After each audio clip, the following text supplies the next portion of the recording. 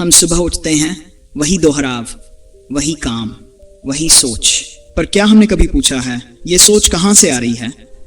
क्या वो वाकई मेरी है, या सिर्फ समाज, स्कूल, परिवार और अनुभवों की जमा हुई परतें हैं जिन्हें मैंने मैं मान लिया है? आत्म साक्षात्कार कोई घटना नहीं है, ये कोई चमकदार अनुभव नहीं कि एक रोशनी आई, कुछ हुआ और तुम बदल गए। नहीं, ये बहुत सूक्ष्म, बहुत गहरा और बहुत मौन होता है। ये वाक्षण होता है जहां मैं कौन हूं का सवाल एक विचार से निकलकर तुम्हारे अस्तित्व के रोम रोम में उतर जाता है। और फिर जो होता है वो शब्दों से परे है। तुम देखते हो कि जो तुम खुद को समझते थे वो असल में सिर्फ एक परछाई थी।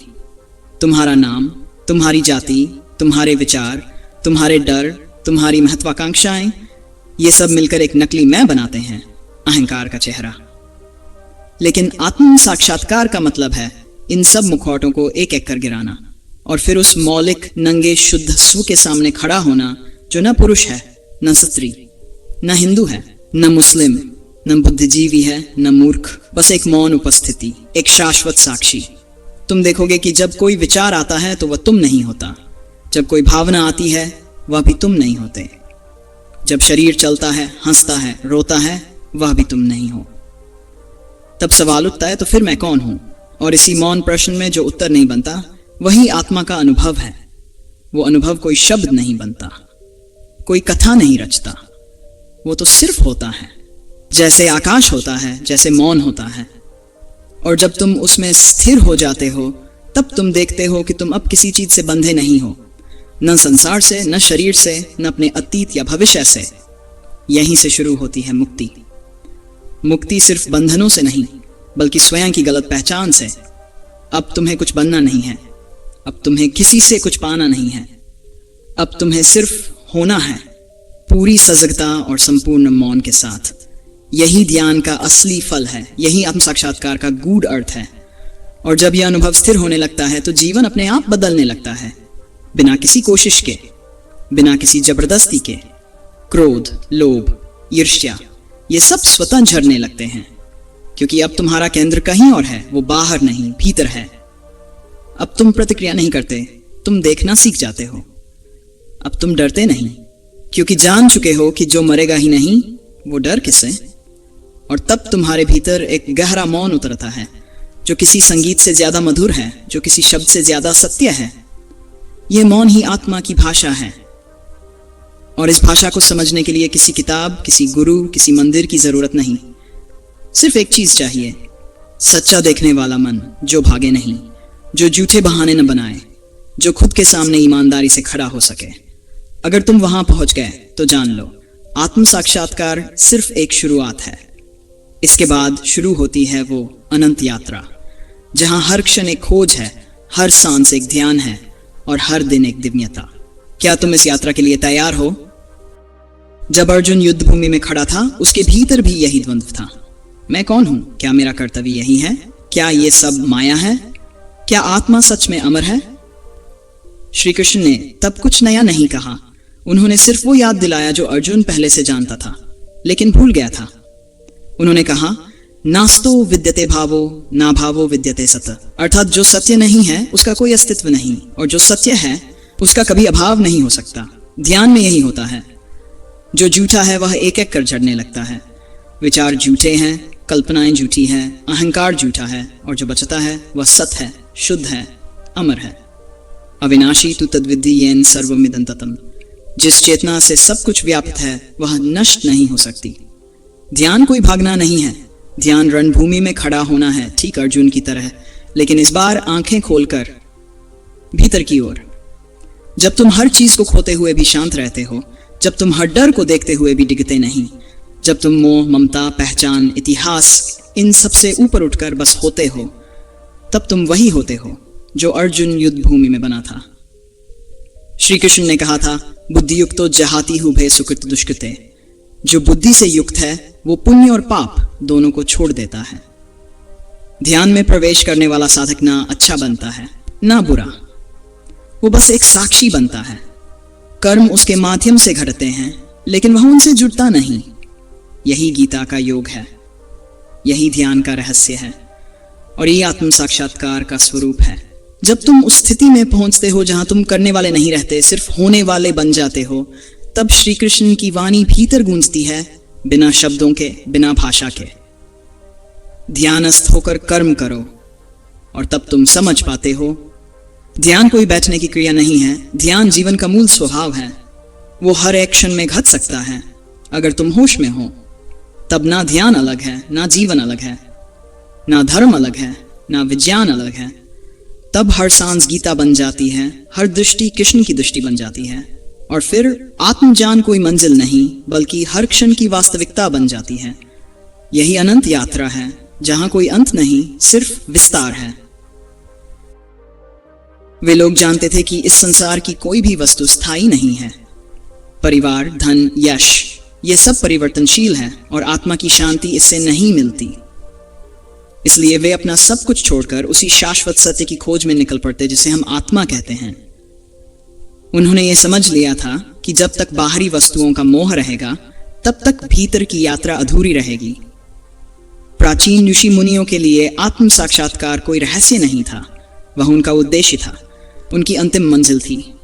वे अपने भीतर उतरते, शरीर से परे, विचारों से परे, यहां तक कि अहंकार से भी परे, जहां कोई मैं नहीं बचता, केवल वह बचता है। उस स्थिति को पाने के लिए वे कठोर तप करते, ध्यान में घंटों, दिनों, महीनों तक लीन रहते। वह आत्मज्ञान कोई चमत्कारिक घटना नहीं थी, बल्कि एक निरंतर साधना का परिणाम थी। आज हम सोचते हैं कि बस कोई मंत्र मिल जाए, कोई तकनीक मिल जाए और आत्मज्ञान हो जाए, लेकिन वे जानते थे कि इसके लिए खुद को खोना पड़ता है। अपने संपूर्ण अस्तित्व को प्रश्न चिन्हों के हवाले करना पड़ता है। संन्यास लेना भाग जाना नहीं था, वह तो खुद का सामना करना था। निर्जन जंगलों में बैठकर अपने भीतर की अशांति को देखना, अपनी वासनाओं को उजागर होते देखना, अपने भय को पहचानना, और जब वह सब देखा गया, समझा गया, स्वीकार किया गया, तब आत्मा का प्रकाश अपने आप प्रकट हो जाता। जो लोग आत्म साक्षात्कार की इस यात्रा में सच्चे थे, वे जानते थे कि यह सबसे कठिन लेकिन सबसे सुंदर यात्रा है, क्योंकि यह यात्रा बाहर नहीं, भीतर होती है। यह युद्ध किसी और से नहीं, अपने भीतर की गहराइयों से होता है, और विजेता वही बनता है जो खुद को जीतता है। जैसे जैसे वह साधक भीतर उतरता, वह पाता कि जो वह वर्षों से खोज रहा था, वह कहीं बाहर नहीं था, वह तो उसके भीतर ही छिपा था, एक मौन की तरह, एक आभा की तरह, एक साक्षी की तरह। यही आत्म साक्षात्कार है, यही परम यात्रा है। और जब वह साधक उस आत्मा के साक्षात्कार में स्थित हो गया, तब उसके भीतर एक अमिट शांति, अचल आनंद और दिव्यता प्रकट हुई। अब वो व्यक्ति नहीं रहा, अब वह एक ज्योति बन गया, एक दर्पण बन गया, जिसमें कोई भी देखे तो अपने ही अस्तित्व की गहराई तक पहुंच जाए। वह अब न तो सुख में डोलता, न दुख में टूटता।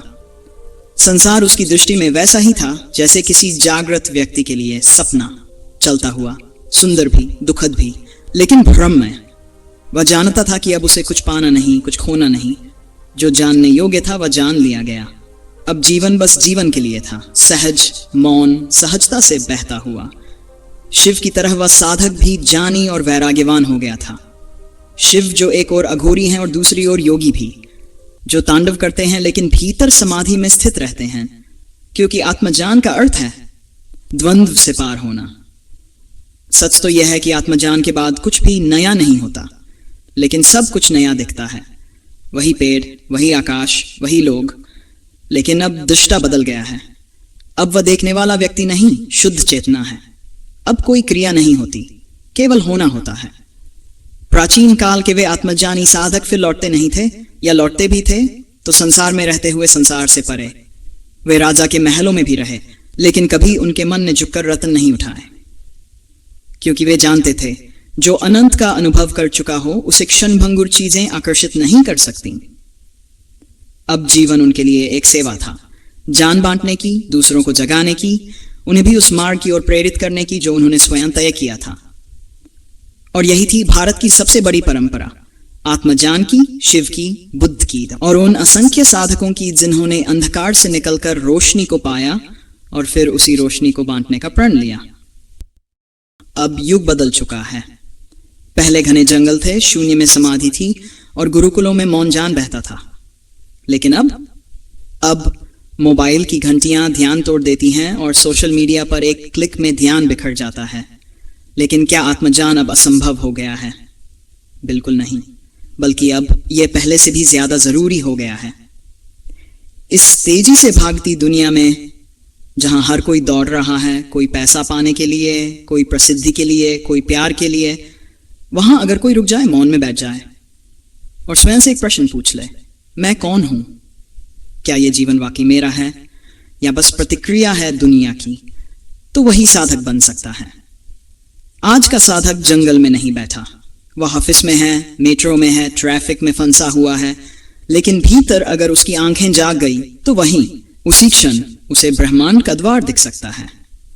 आज आत्मज्ञान का मार्ग एकांत नहीं, सजगता है। अब समाधि मोबाइल को बंद कर देने में है। अब तपस्या कुछ त्यागने में नहीं, अपनी आदतों को देखने में है।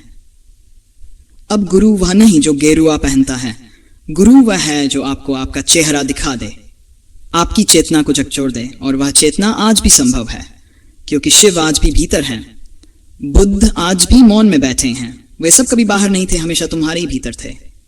जो आंखें भीतर मुड़ती है ही उन्हें देखती हैं। आत्म साक्षात्कार कोई विचार मात्र नहीं है, यह अनुभव है। और यह अनुभव उस क्षण में प्रकट होता है जब साधक स्वयं को पूर्णतः शून्य कर देता है। न इच्छाएं शेष रहती हैं, न भय। वह भीतर उतरता है इतनी गहराई में जहां विचारों की भी पहुंच नहीं। शिव की तरह जब कोई स्वयं को समर्पित करता है, न अस्तित्व का मोह, न मृत्यु का भय, तब भीतर से एक दिव्यता फूटती है। कोई मंत्र नहीं, कोई पूजा नहीं, केवल मौन। वही मौन जो ब्रह्मांड के पहले था, और उसी मौन में आत्मा की पहली झलक मिलती है। प्राचीन तपस्वी वर्षों तप करते थे, परंतु उस तपस्या का सार था, मैं नहीं हूं। जैसे ही मैं विलीन हुआ, भीतर केवल होना बचा। वही होना आत्मा है। जो तुम हो वह तुम्हारा शरीर नहीं, वह तुम्हारे विचार नहीं, वह तुम्हारी भावनाएं नहीं, वह गवाह है, साक्षी है। लेकिन जब तक तुम विचारों से लड़ते रहोगे, तुम साक्षी को अनुभव नहीं कर सकते। विचारों से न लड़ो, उन्हें पार करो। एक पल ऐसा आता है जब भीतर सब रुक जाता है, सांस भी नहीं चलती प्रतीत होती, समय रुक जाता है, और वही क्षण आत्म साक्षात्कार है। लेकिन यह यात्रा सबके लिए नहीं। जो भी बाहरी दुनिया में किसी सत्य को खोज रहा है, वह भटक रहा है। सत्य केवल भीतर है, और भीतर उतरने के लिए तुम्हें सब छोड़ना होगा, न केवल वस्तुएं बल्कि पहचान भी। मैं एक साधक हूं, ये भी छोड़ो। मैं ध्यान कर रहा हूं, ये भी छोड़ो। मैं आत्मज्ञान पाना चाहता हूं, ये भी छोड़ो। जब सब गिर जाए, तब जो बचा है वह तुम हो, और वही आत्मा है, और वही शिव है, और वही मोक्ष है।